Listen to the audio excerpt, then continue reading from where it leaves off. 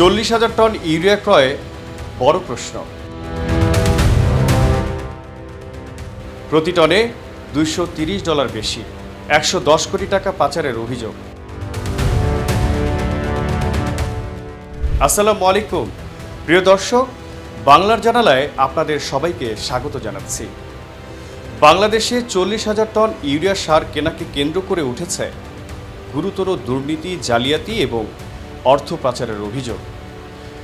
অভিযোগ অনুযায়ী আন্তর্জাতিক বাজার দরের তুলনায় প্রতি টন ইউরিয়া প্রায় $230 বেশি দামে কেনা হয়েছে, যার ফলে সরকারের প্রায় 110 কোটি টাকা অতিরিক্ত ব্যয় হবে।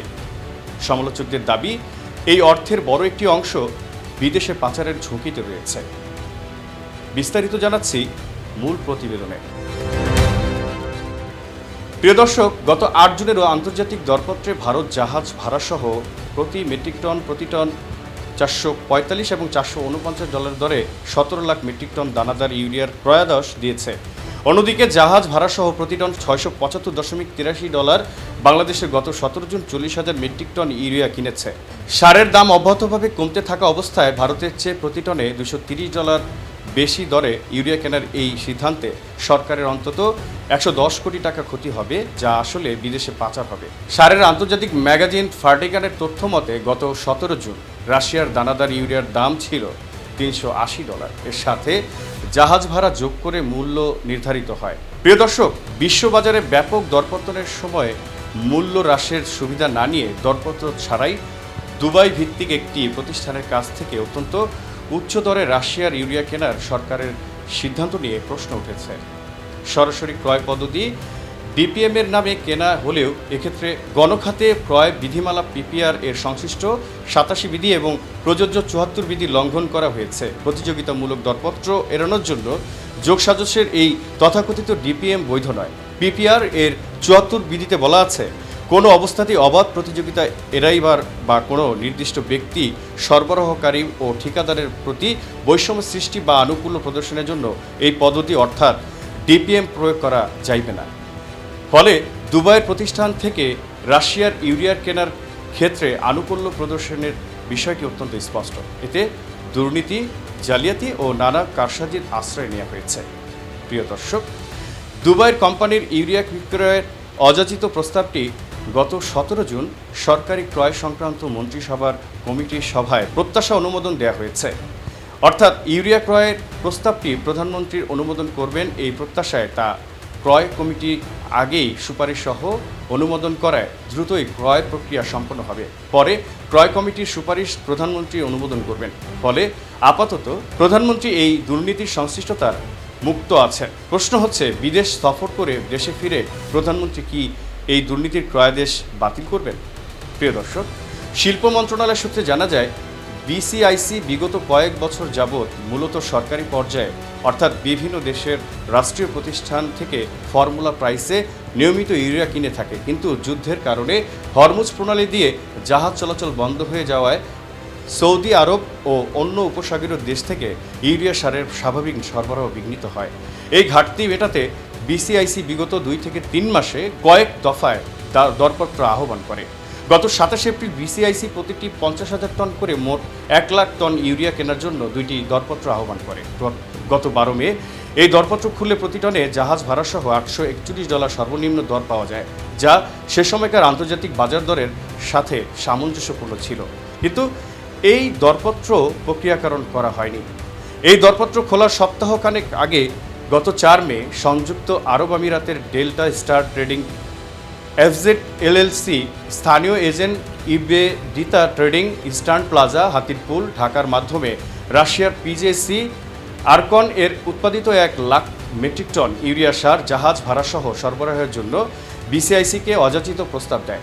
বিসিআইসি থেকে বাণিজ্যিক বিষয়ে ব্যাখ্যা চাওয়া হলে প্রতিষ্ঠানটি 10 মে রাশিয়ার নভরস্কিক বন্দর থেকে 2 লাখ টন বস্তাবন্দি দানাদার ইউরিয়া বাংলাদেশের বিভিন্ন গুদামে পৌঁছে দেওয়ার প্রস্তাব করে।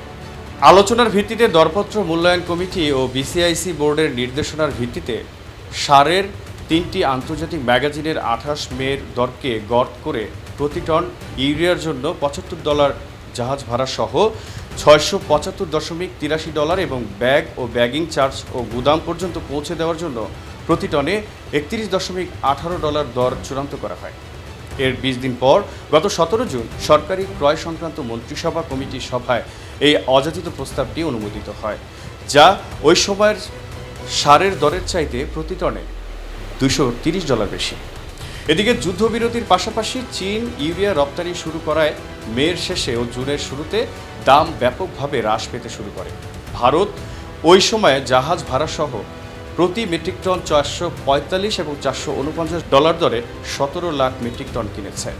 প্রিয় দর্শক, শিল্প মন্ত্রণালয়ের সূত্রে জানা যায়, তদানীন্তন শিল্প সচিব মোহাম্মদ ওবায়দুর রহমান রাশিয়ার ইউরিয়া ক্রয়ের জন্য গত 8 জুন ক্রয় কমিটির জন্য তৈরি সারসংক্ষেপে স্বাক্ষর করেন। তবে প্রস্তাবটি 9 দিন পর গত 17 জুন সরকারি ক্রয় সংক্রান্ত মন্ত্রিসভা কমিটির সভায় অনুমোদন করা হয়। তবে 10 জুন অনুষ্ঠিত ক্রয় কমিটির আরেকটি সভায় ইউরিয়া ক্রয়ের প্রস্তাবটি উত্থাপিত হয়নি। সার, গম, চিনি ইত্যাদি পণ্যের দাম দ্রুত ওঠানামা করায় এর দর প্রস্তাবের বৈধতা বা মেয়াদ খুবই কম সময়ের জন্য বলবৎ থাকায় দ্রুতই এসব ক্রয়ের সিদ্ধান্ত নেওয়া হয়।